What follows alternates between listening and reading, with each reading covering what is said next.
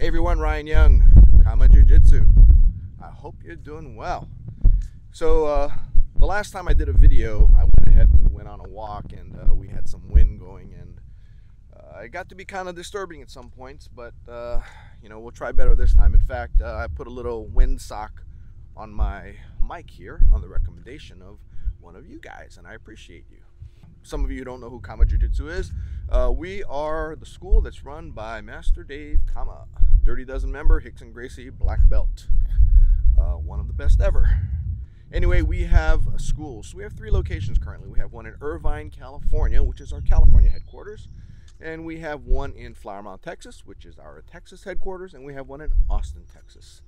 Come visit us when you are in the area. We also have our curriculum and our methodology online at KAATAROJujitsuonline.com, and you can sign up over there, get a free trial, check out our curriculum, and see if you like it.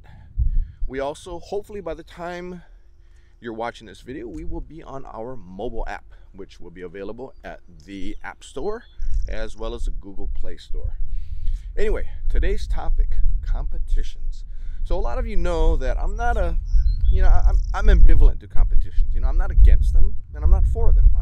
It just is. And we don't do very many of them. We might do, on average, 1 or 2 a year. And a lot of people will say, well, you guys are a self-defense school, so, I want to do competition, so I should go to a competition school. And I guess largely that is true. I mean, you do get better support from a school that does a lot of competitions. And support meaning that, if you do tournaments every 2 weeks, every month, whatever, you're going to get your professor over there and supporting you, every time you're there. For us, we've got classes, for instance, on weekends. So, for us to go to a tournament, we actually have to find substitutes and all that kind of stuff so we can make it out there. But, it's not to say that we do not support our students. We do. If you want to compete, by all means, we'll do our best to support you. So, but when we do enter competitions, with a self-defense mindset, we actually do pretty well. Some of you have seen some of our older videos where I talk about how we did in a competition, or, there's some videos of students of ours that compete and they do very well. So the thinking that because we're not a competition school that, you will be, it'll be a disservice to you to have you come and train at a school like ours, it's not true. And, because good jiu-jitsu is good jiu-jitsu no matter what. So this past weekend, we did attend a tournament. Just had a couple of kids, just 2 kids. One 10-year-old, one 9-year-old, if I'm not mistaken. One girl, one boy. And they entered a local tournament here in Dallas. And a couple of thoughts on that. I'd like our kids to win, but if they don't win, then I don't make a big deal of it. But just like with our adults, we do prefer that the kids go for submissions. Now, I think this is the first tournament that I can think of where we did have kids enter them. Prior to, I guess, COVID, we did a few judo tournaments. That was when we had Sensei Dean in our studio, and he ran the kids program. And we really like our kids to learn judo as well, because it teaches them base, which is very important, as well as how to fall, as well as how to disrupt base, and how to execute throws, and how to take throws and protect themselves from throws as well. So a lot of positives for judo tournaments for kids. Jiu-jitsu tournaments, I wasn't quite big on that because we don't teach our kids to do submissions at a young age, right? With us, it's all about self-defense, protecting themselves, getting out from under another kid, pinning down a kid. Oh, great. Lawnmower. So I'll go and walk the other way. Pinning down a kid and that, and we do teach them submissions, but we usually don't teach them until they hit the teen class, meaning 6th grade is typically when we will start our kids on submissions. But for some younger ones that tend to excel a little bit, we will kind of take them up to that next level. So we had one young lady who competed in her match, and I guess her first match she ended up losing by advantage, which is what I hate. But it was a 0-0 match, and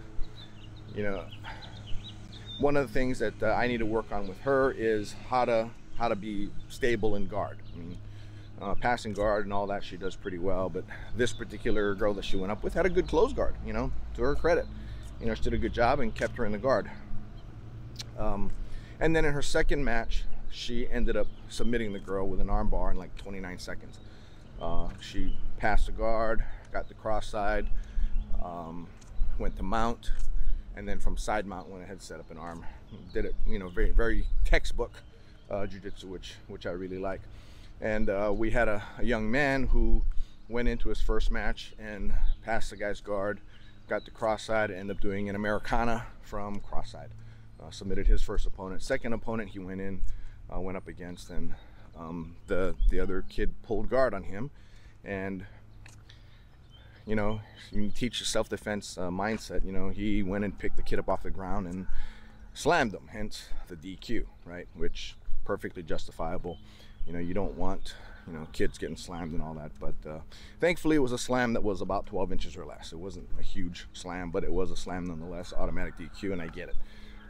You know, I had to talk with him and just let him know that, hey, you know, when you're in competition, you know, they do have certain rules that we need to, you know, to make it kind of a safe thing for all the kids involved. And he understood, and he immediately realized when he did it that it was wrong.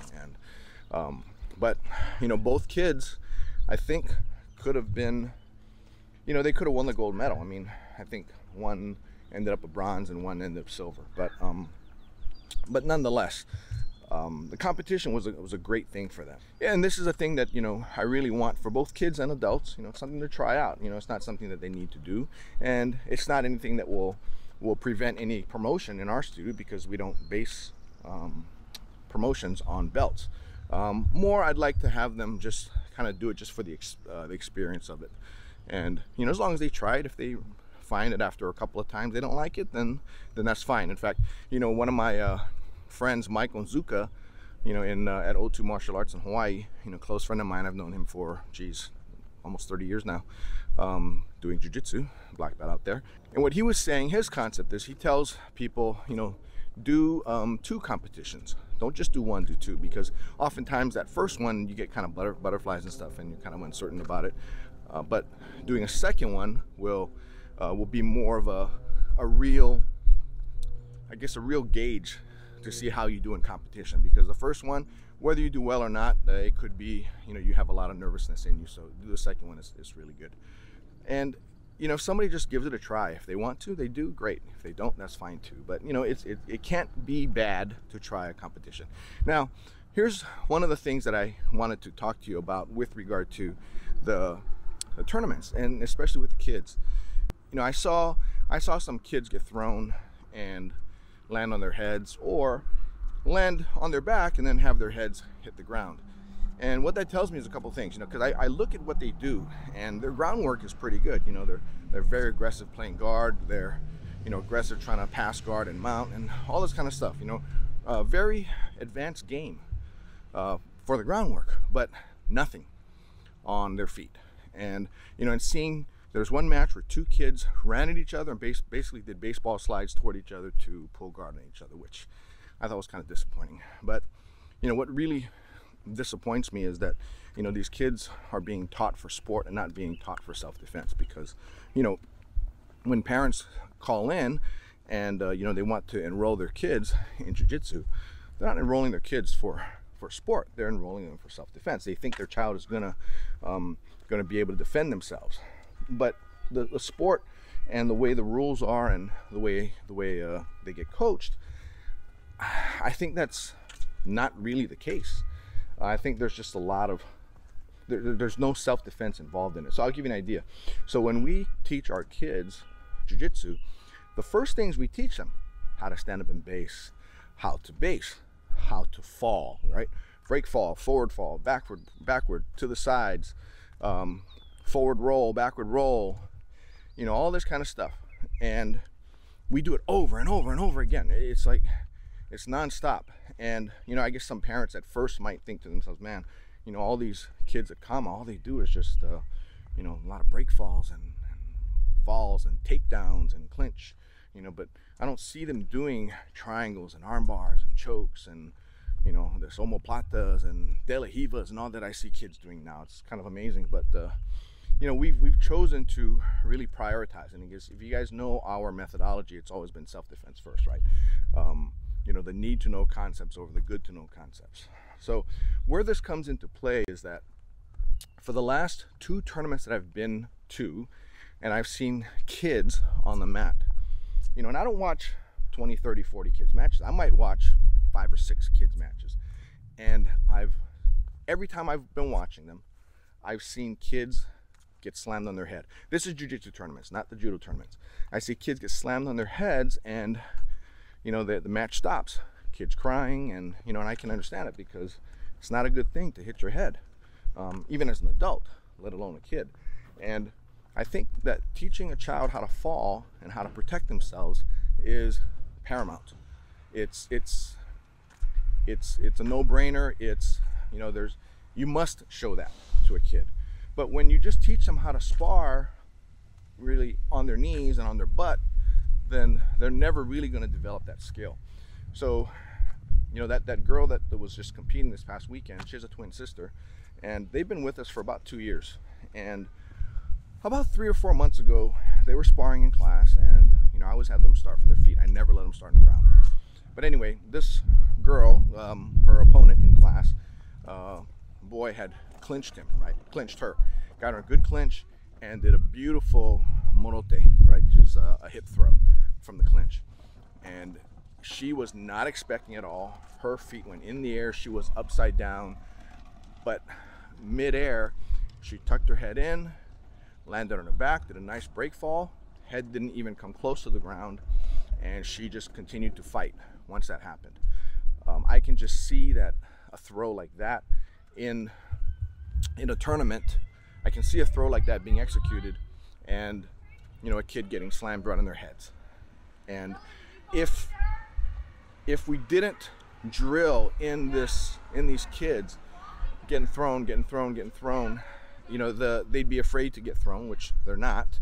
And when they do get caught in a beautiful throw, you know, the victim of a beautiful throw, they're able to compensate for it and do the correct movements instinctively and fall safely and continue the fight on the ground.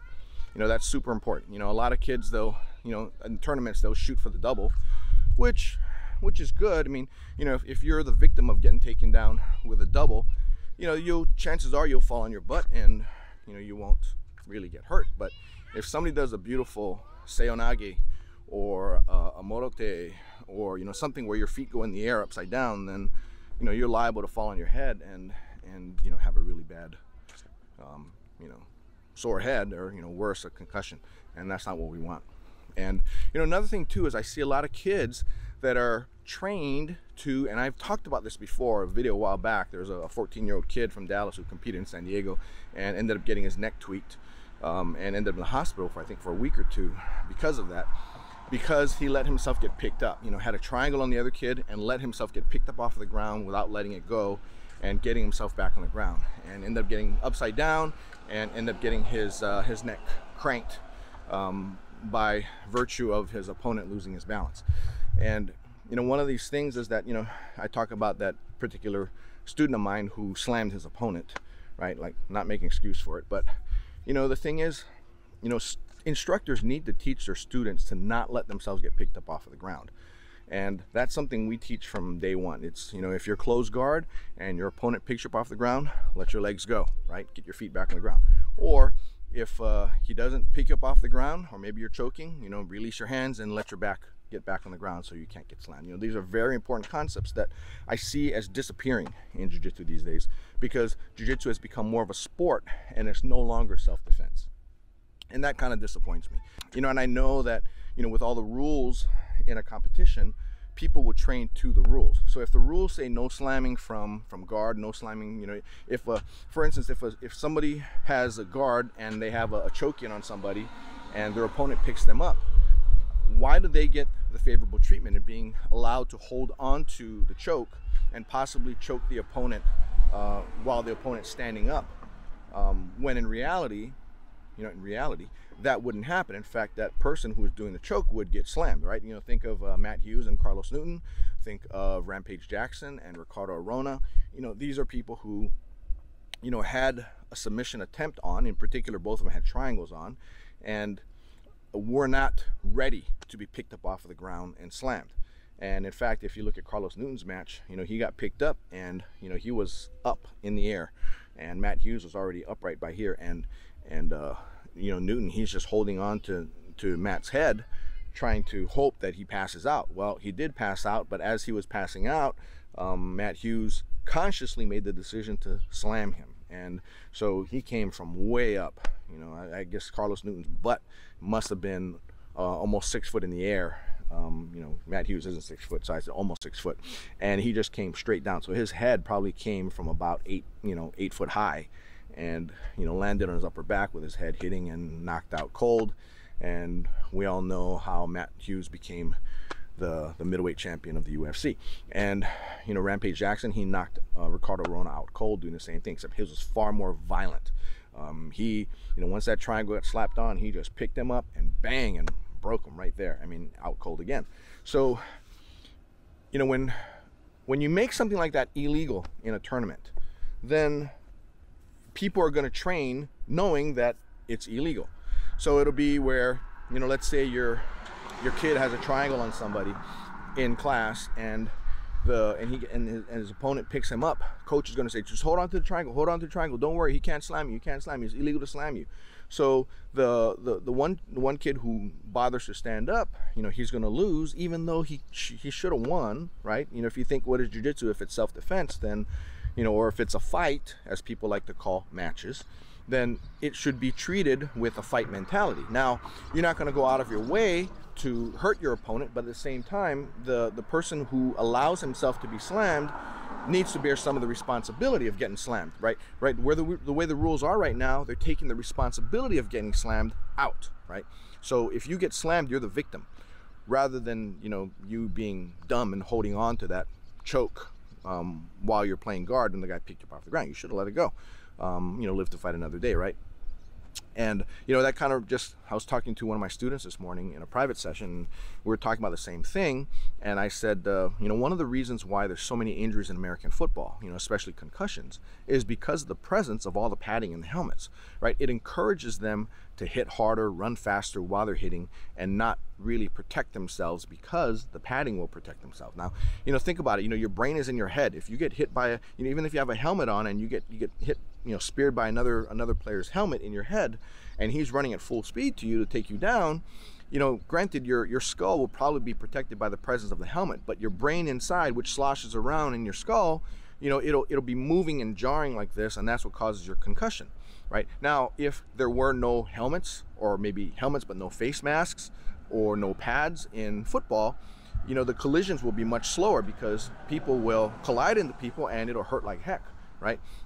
I imagine, you know, you can correct me if I'm wrong, I don't know the stats on it, but I imagine rugby, which is also a pretty violent sport, rugby has fewer injuries, severe injuries, than does football, especially the head type traumas. Now, if jiu-jitsu rules were such that there weren't these kind of rules in there, where, you know, you penalize the slammer versus the slammee, you know, just prevent the slam to begin with, you know, by simply giving up the position if you get picked up off the ground, you know, then I think slams will go down anyway, only because people won't allow themselves to be slammed. Now, of course, even if you do that, you are going to have slams, just like you do have slams now. Even now, with the rules in place, you know, a DQ being the penalty, you know, there are a lot of slams that still happen. You know, I've seen a lot of videos of it, and, you know, some of them inadvertent, some of them intentional, some of them reactionary, you know, reflexive. And, you know, the person doing the slam just didn't think, just went automatically, boom, slam. Just like the way the victim automatically stayed on. The victim needs to be taught to not stay on, you know, needs to let it go, right? And if that means that you give up on the choke, then oh well, give up on the choke, because better to give up on the choke and continue fighting than to get slammed and be knocked out. And sure, you won by DQ, but who wants to win by DQ? Just like nobody wants to lose by DQ, nobody wants to win by DQ, right? And, you know, it's just kind of funny that I wish that, you know, and that's one of the problems I had with jiu-jitsu competitions. In fact, one of the last competitions I did back in the late 90s had to do with a teammate of mine who was caught in a triangle and picked his opponent up and slammed him. And this was before disqualifications were the norm. So I think this this particular incident was one of the founding events for the expanded rules in jiu-jitsu tournaments. You know, when I started jiu-jitsu tournaments, there weren't that many rules. I mean, there were no strikings, right? You couldn't hit anybody, but everything else was fair game. It was an MMA fight, it was a jiu-jitsu tournament, but the rule book was much thinner than it is today. And I think the increasing of rules makes it so that jiu-jitsu BJJ, the sport, becomes more specialized. And when it becomes more specialized, it gets away from being the general type of martial art that it is, and it becomes a sport art. And you know, and I'm okay with it, but I just you know, when people ask about it, I just tell you, that's not our focus. But you can compete very well training in a self-defense jiu-jitsu academy. It's just that you have to be able to realize that there's certain things that are not permissible that we do in the studio that are not permissible in a tournament. You know, the way you grip a gi, you know, you can't grip a gi a certain way in a tournament. That's really weird. But anyway, so yeah, the way you grip a gi is one. You know, you can't pick up and slam. Okay, fine. Obviously you can't hit, and you know, I don't know what the other rules are, but if you train to the rules, and that's how you're going to fight. So we try to fight to, you know, to as expansive a plate of options as possible, and then for tournaments, you just kind of have to make sure you take some things off of the plate. But on the other hand, if you train for sport with a different type of expanded plate, meaning you're okay doing techniques that will get you hurt, because in a tournament it's illegal to hit you or slam you or whatever, then you know that's going to be your game. You know, a lot of people contend that you know jiu-jitsu, a trained jiu-jitsu BJJ sport fighter will be able to handle himself on the street, and probably, but you know, if you fight 99% of your time on your back, then is that how you're going to fight too? I don't know. I mean, you guys can answer that question for me, possibly. Anyway, just want to get those thoughts out to you guys. I hope everything's going well with you guys, especially for those of you who live in areas that haven't quite rolled out your training because of restrictions. But I hope you're able to watch my last video and kind of look into ways that you can get yourself training again, despite the fact that you're in an environment that doesn't really allow it. Anyway, take care, guys, and we'll see you guys in the mat. Happy training. Bye now.